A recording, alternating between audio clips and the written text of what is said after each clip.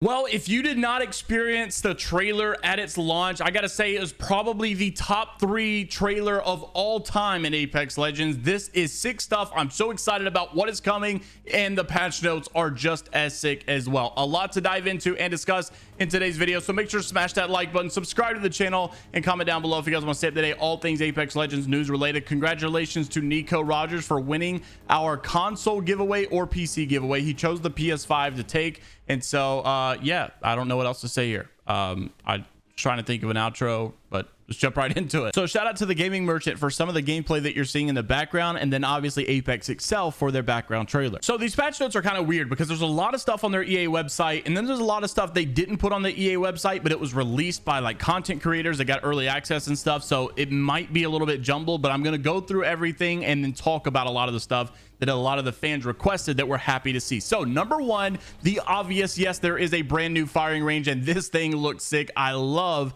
how much they were listening to the community in on this, because there's not only a new firing range that you guys can see in the pictures right now, but there's also some details regarding this firing range, and I really am happy that they have a 1v1 dueling pit. They have dummies that can engage in full combat, movement practice area for movement tech, let's go, and then a town-like area with buildings and doors and windows. I am so stoked that they finally listened here. They needed to do this, and it's so far past time, but I'm glad that it's better late than never. Now, another big obvious one is that there is no more Capital City or Fragment East, Fragment West, whatever. It's totally new, and it's now called Monument. This features the Apex Games Museum, and the construction building has been relocated to, quote, Stacks, which is a new POI replacing Lava City.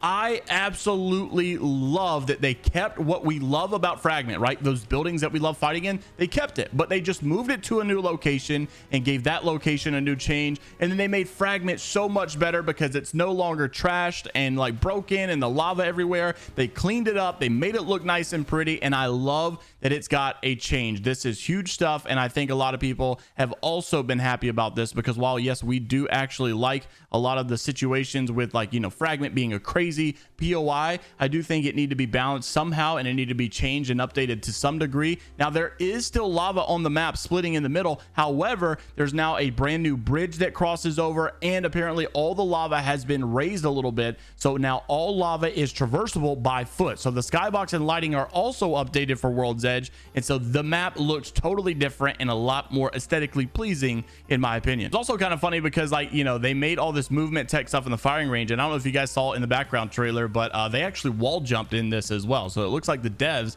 who were recording the gameplay got a little bit of movement training in all of this as well. Now there's also a brand new system that I'm excited to talk about, and this was spread out amongst their EA website and some content creators as well, but it was explained really good by a content creator, Kareem, and he said that a new Apex season arsenal quality of life change, the weapon mastery has a new progression system. So not only are you leveling up on your account now, you're now leveling up on, you know, kills and knocks and etc. on every single weapon. Every weapon now has levels you can now go through: badges, legendary banner frame, legendary weapon pack, all of that stuff. And now also ping system updates. Icons will now make proper ping callouts.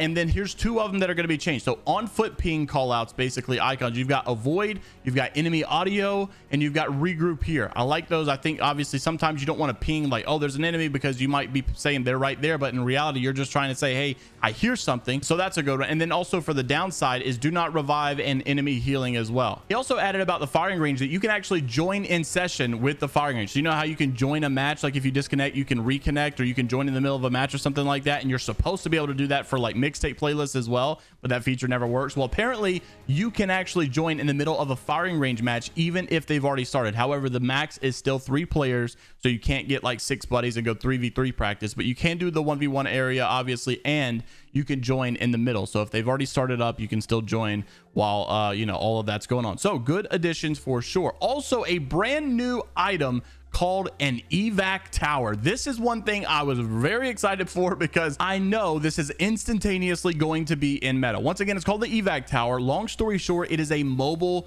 redeploy balloon, and so basically it's like a small Valkyrie ability to have, like twice a game, once a game. I'm not sure if you're going to be able to get 1 or if you're going to be able to get 2, but basically this helps rotations with teams that do not have Valkyrie. And I wonder, is the Valkyrie even going to be in meta at this point? Why would you need a Valkyrie if your teammates can just run this survival equipment called the evac tower. So going to be insane to see, and you guys probably saw it obviously in the background video of the trailer showing right now. So that is some insane stuff. Now, what's also neat about this is it seems that it's actually going to destroy itself after a certain time because it has a health bar and it will time out and expire or can be destroyed by enemies. So there is a situation where I wonder if it's actually going to be meta, because I would just wonder if teams are going to like focus fire shoot it if one gets planted. I also wonder how much health does it have. Obviously, nonetheless, this kind of reminds me a lot of the whole situation with like Fortnite back in the day, where you could just throw the jump pad down real quick and people would be shooting the stairs. So like when they shoot the stairs, it just destroys the jump pad, but the person still got away. Like that's the vibe I kind of got from this. Now, at the time of recording this video, sadly, when they updated all of these patch notes on their website, they did not update the ranked updates, and I'm not sure exactly why that is. But once again, if you guys missed from the other day,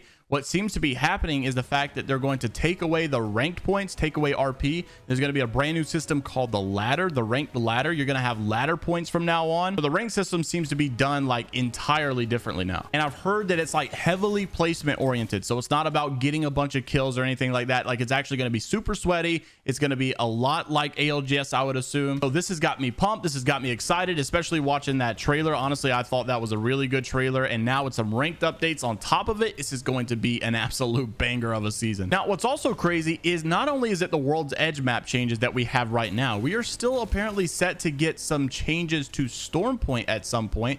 We're actually are going to have like a Watson Town takeover as well. So I'm not sure if they're going to put out a roadmap similar to how they did season 16, where we knew all the events prior to, but we best know that there's probably going to be a lot of collection events again, because I know that they made a lot of money last time that they did that. So considering we are pretty sure that there's going to be some map changes to Storm Point as well, that means you could very well look for and see some changes to Storm Point coming in the middle of the season, similar to how we had some big changes with World's Edge at the beginning of the season. Now, lastly, I wanted to give you guys the official abilities coming from Ballistic, and I wonder if anybody's going to be maining this guy, because personally, I will say it doesn't look like my type of legend, to be honest with you, but I know a lot of you out there probably will enjoy this. So these are Ballistic's abilities. You guys could see that number one, he's got the Whistler, which is his tactical ability, which shoots a projectile that heats up enemies' guns as they shoot.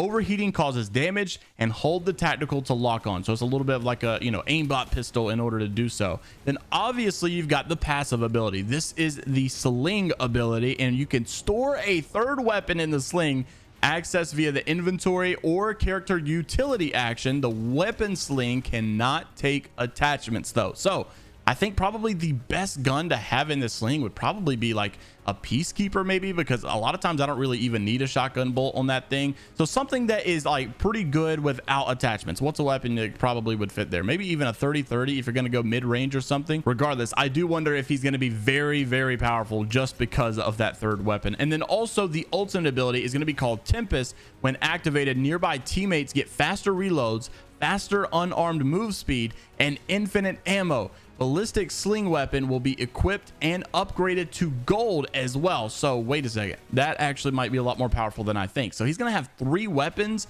and one of them is going to be a guaranteed gold weapon. The other 2 are going to have his normal attachments on them. This is going to be insane. That actually does sound crazy. So let me know what you guys think down in the comment section below. Leave a like on the video and subscribe to the channel if you guys want to stay up to date all things Apex Legends news related. Let me know what you guys think of these patch notes specifically. I'll update again with another video whenever we do finally get the official ranked patch notes as well. I'll see you guys all in the next one. Take care of yourselves. This is Barberdite, only positivity, and until the next time, I will see you all later, Gators.